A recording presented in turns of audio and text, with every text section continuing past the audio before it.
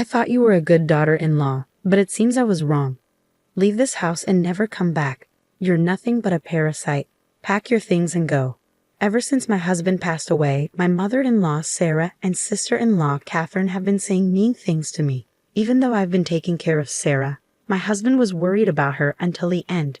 And yet Catherine says bad things about him, and I couldn't help but argue back. If you both feel that way, I understand. I'll leave. When I said that, Sarah and Catherine were happy, but a few months later, they were begging me. The bad luck I wished for them was worse than I thought. My name is Emily. I'm 32 years old and work as a buyer for famous brands. I met my husband Tom through a friend. Tom was kind and calm, just the husband I wanted, so I said yes when he proposed. Tom's parents were independent, so I got along well with them and didn't have any problems with my mother-in-law. Having a caring mother-in-law and practical father-in-law seemed perfect to me. Tom worried about his mom's financial future because she didn't think much about money. He thought it would be fine as long as his dad, who was responsible with money, was healthy. Tom also had an older sister, Catherine, who was divorced and lived alone. He figured she'd take care of their parents later on. But Tom didn't fully trust Catherine. I'm worried about giving our family money matters to Catherine. Why? There were problems before. I didn't think much about Catherine's past then, but later, Tom's worries turned out to be true.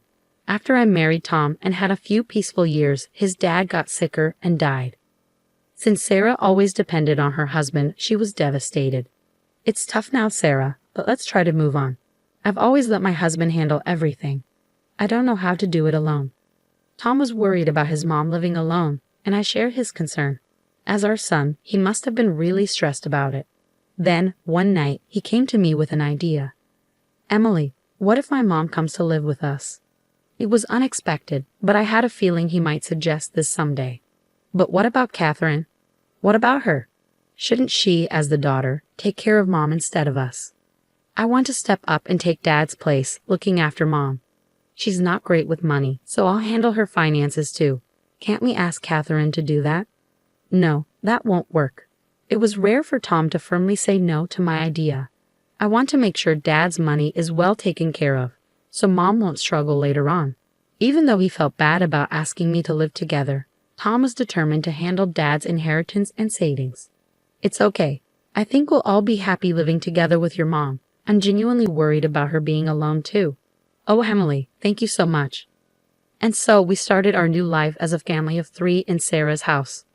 Just like she promised, Sarah left everything for her husband to handle, from bank accounts to bills and credit cards. She didn't really understand any of it. Tom managed her money separately from ours and decided to give her a monthly allowance for her expenses. Whenever Sarah was tempted by dodgy salespeople or pressured to buy expensive stuff by friends, it was Tom's job to guide her. If he didn't, she might end up with a lot of debt because she was careless with money. By taking on the role of her husband, Tom made his mom happy. Seeing her happier also made Tom feel better. Sarah helped out with the household chores since I was working, and everything was going smoothly. But our peaceful life came to an abrupt halt. Tom collapsed at work. He had the same illness as his dad and might have pushed himself too hard during a busy time, ending up in the hospital. Sarah and I visited him almost every day, but Tom didn't seem to be getting better. Emily, I need to talk to you about what happens after I'm gone. Don't say that. Let's focus on getting you better so we can go back to living with your mom, just like before. I knew I might get sick like Dad, so I'm prepared. But there's one thing I need you to do for me regarding Mom. Trying to hold back tears, I listened closely to my husband's last request. A few weeks later, Tom passed away. Dealing with telling relatives, sorting things out with his job, and planning the funeral kept me busy and distracted from the grief. Once everything was settled, I remembered what Tom had asked of me. There was no time to mourn now. I had to step into Tom's shoes and take care of my mother-in-law. I'm sorry I've been occupied lately, Sarah. From now on, I'll handle the money matters instead of Tom. Don't worry, I'll make sure we have enough for our monthly expenses. Emily, are you still going to stay with me now that Tom is gone? Absolutely. Tom always told me to take care of you. Let's keep supporting each other. I understand. Sarah's eyes filled with tears as she spoke. I'm sorry for putting the burden of finances on you while you're already busy. Don't worry. Keeping busy helps me cope, so it's actually helpful. But Catherine didn't seem happy about me living with her mom. When she found out I was not only staying but also handling the money, she burst into the house in anger. Why is Emily, an outsider, still here after Tom's gone? And why is she in charge of the money? Doesn't that seem strange to you? Before Tom passed away, he asked me to take care of Sarah and handle the finances. Are you just saying that conveniently? No, it's what Tom wanted. Is there some hidden reason behind this? And are you using Tom's name to your advantage? Catherine wasn't convinced, but she backed off for the time being. However, the next week she came back furious. Emily, what do you think you're doing? I saw everything. What are you talking about? You're having an affair, aren't you? An affair? I saw you going into a men's store and dining at a fancy restaurant with a man. Are you using Tom's money on your lover?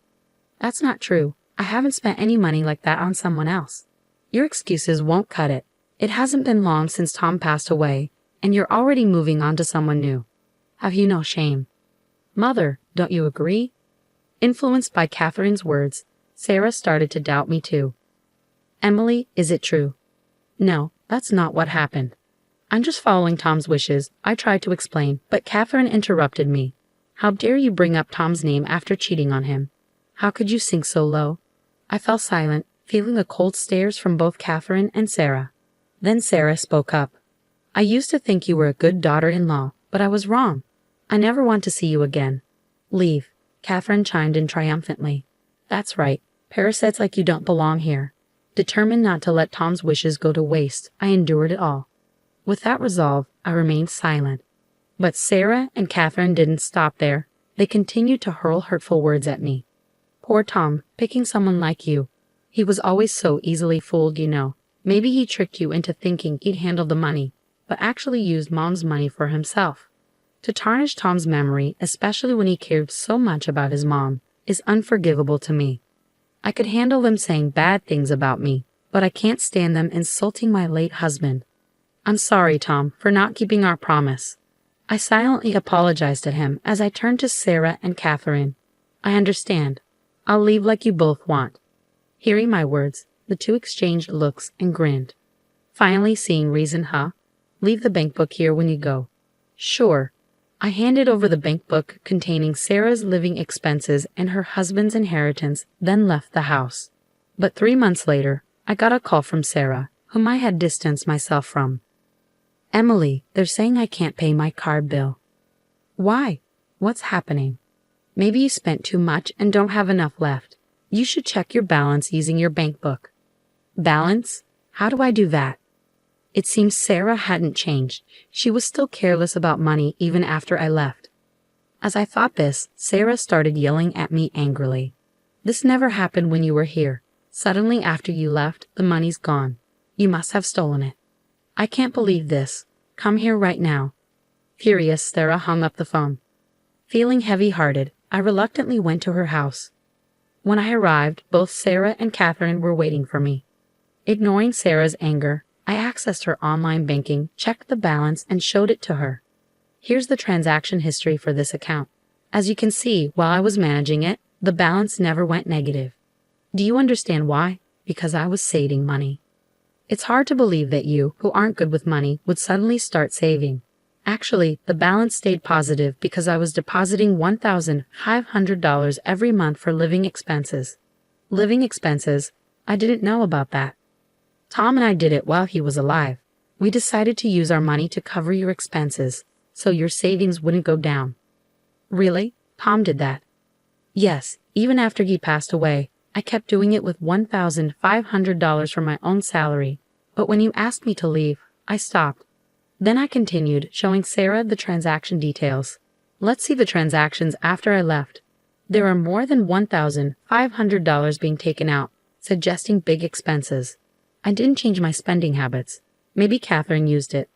With that, I shifted the conversation to Catherine.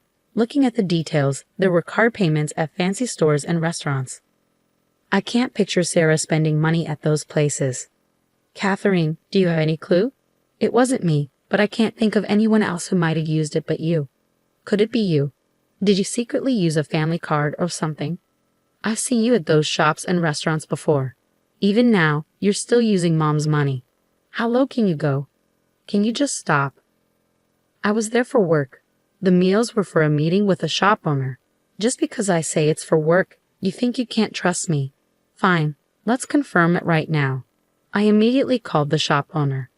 Thank you for always helping us out. Yes, it was last Friday, and the item was... Well, I was checking some details on the phone. Catherine just stared blankly. Thank you. Can you include that as well? Oh, I see. After ending the call and checking my email, I showed Catherine and Sarah the attached photo. It showed Catherine shopping at the store. What's this? Catherine looked shocked as she saw the photo. It seems the security camera caught you, Catherine, buying these luxury items. When I spoke to the shop owner, they confirmed it right away. I'm pretty sure the person in this photo is you. Don't you agree? Catherine was speechless. The shop owner also mentioned that items matching the ones you bought have been showing up at pawn shops lately. The dates and items match the ones when you used the card, right? Catherine's voice shook, and she seemed confused. Sarah, looking puzzled, asked Catherine, but why go through all this trouble? Buying something and then selling it to a pawn shop right away. Since Catherine didn't seem willing to answer, I spoke up. She probably needed cash quickly. If she took it straight from the bank account, it would have been noticed right away. So you tried to frame me by shopping at my workplace, making it look like I was the one spending money, didn't you? Catherine couldn't defend herself and stayed silent. Meanwhile, Sarah seemed to have more questions and kept pressing Catherine. Catherine, why do you need so much money? Well, I had debts to repay, Catherine confessed quietly. But I added more to her confession. You didn't tell Sarah about it, did you? Do you know why Catherine got divorced? It was because of her debts.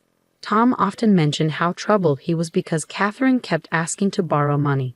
This has been going on since before Catherine got married.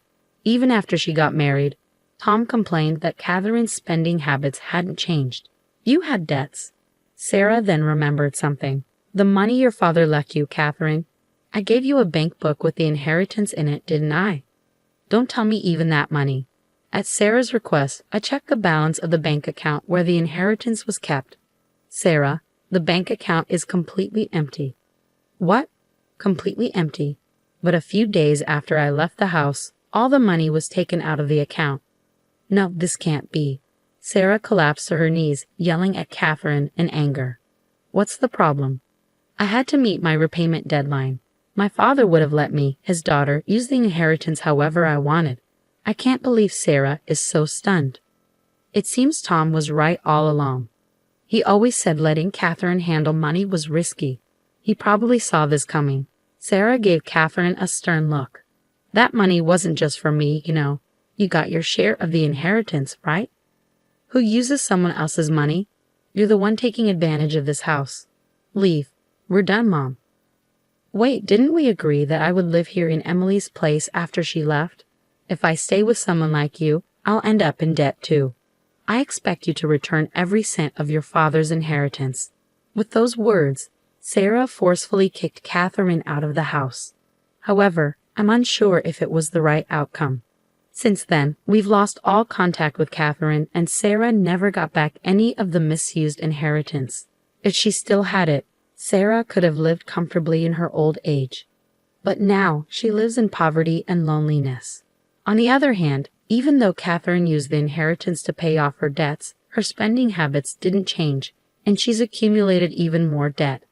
Without money to repay her debts, she keeps moving to avoid her loan sharks. Only now do I truly feel the weight of Tom's passing. Though things turned out differently from Tom's last wish, I believe I haven't done anything wrong.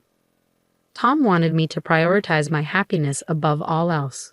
Living with Sarah and Catherine would have gone against Tom's wishes for our well-being. I believe he would understand. From now on, with memories of Tom in my heart, I'll take a new step forward.